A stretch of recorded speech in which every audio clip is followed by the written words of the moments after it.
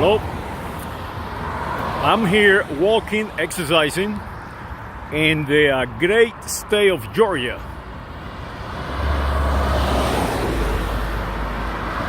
And I was sitting at the table at a restaurant, and I heard a couple of girls talking about abortion and what is happening.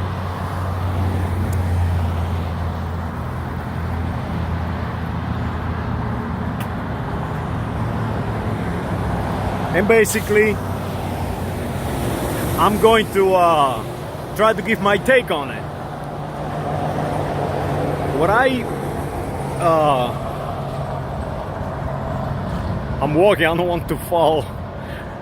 What I observe is the following: that the issue is not about abortion at all.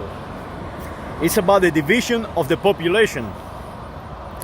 Basically, they use keywords and laws to separate us. For example, on one side of the spectrum, they do not call them anti-abortionist or pro-abortionist. They call them pro-life. Pro-life. They call them pro-choice. Pro-choice. So basically, they are attaching a sound to the way we think. So now they have a group or a section of the population. They call them evangelicals. Evangelicals. So what you do to control that part of the population, you go into a church and they completely indoctrinate them. You are white. You are white. You are pro-choice. You are whatever. And that section of the population will pick up a banner. And now the politician comes in and utilize that banner. So it's like a dog. You make sounds, you feed him. You make sounds, you feed him. That's how you train mammals. We are no different. We mammals. So it's not about the procedure. It's not about a woman right to choose. No, not at all. It has nothing to do with women. As a matter of fact, it is the opposite. They're making women victims for their advantage. And the reality is that they control reproduction, not only in the human Homo sapiens sapien race, but also in every other mammal, including insects, including the life in the oceans. Is women or females are the one completely in charge of the reproductive system. For example, they're conditioning women to see fat guys with a lot of money, healthy. So if you are a fat man like Mr. President Trump and has a lot of money, basically you become desirable. But the reality is that guys like that had to pay for sex. They had to buy them females. Now, we need to get away from trying to control reproduction and allow women to be free to select the correct biology. And the way you do that is simple. Take away those teachings at church that you cannot reproduce until you get married. You cannot reproduce until you get an education. You cannot reproduce until you're like 50 years old. So we need to allow women to become powerful. We need to give them the power of life like it should be in every natural selection settings. So they don't have to choose in between poverty, in between hardships, in between all these sources of forces, and a child, a future human. And that is the key. That is why you see the Catholic Church with vast experiences, like over 2,000 years in reproductive selection, protecting those those rights, but they also losing it because they are trying not to fix the symptoms or the disease, but fix the symptoms. They are going back to the same forest of political forest of decision making, basically utilizing the politicians to make rules and laws to control the procedures, the medical procedures. So I suggest for the Catholic Church to continue to do the work they have done for thousands of years. They know the population can collapse at any time, like in the 1470s, and even earlier than that, in the Roman Empire. They know the pestilence or some type of disease can completely take out half of the population of the earth, completely. So we do need to establish a secure way of reproduction. And my suggestion is empower women, empower them, take away the fake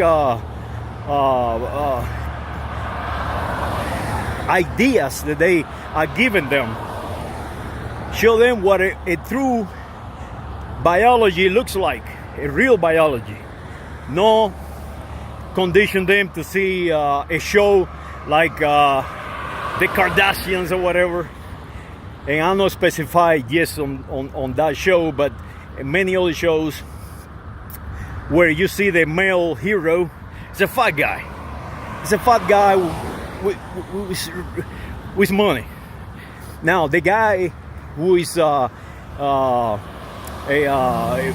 the best biologists in the world, they're running around the world without any how can I say, they will not promote them. Basically they are not being promoted. The good biology is not being promoted. Now they have a lot of in the reproductory section of the commercials. You see commercials with interracial. Make sure I don't get run over. Interracial biologies. Well, I think they attacking the what they call the weak biology. Of course, if you're alive today, you are not weak. Anybody in this planet is not weak. I don't care who you are. What they're trying to do is guide our biology. One example is that is the American princess. They just marry her to the English prince. Well, let's analyze that. What that show us? Well, that shows that you begin with two different biologies. That biology will produce a singularity, and that singularity can go either way. It can go back to the male side, or it can go back to the female side. Go back to zero singularity at the beginning. And how you do that is you match it on the next cycle to the one that you assign a advantage. In this case, they are assigned to the American princess the advantage of the English prince. They did not assign her an African origin prince. And that is the key. The key is, as you move forward, the offsprings will become farther and farther away from one of those begin biology. And that is what is happening. It has nothing to do with abortion, with the medical procedure. It has something to do with some people, for whatever the reason, they are trying to control us, the humans. And I got news for you.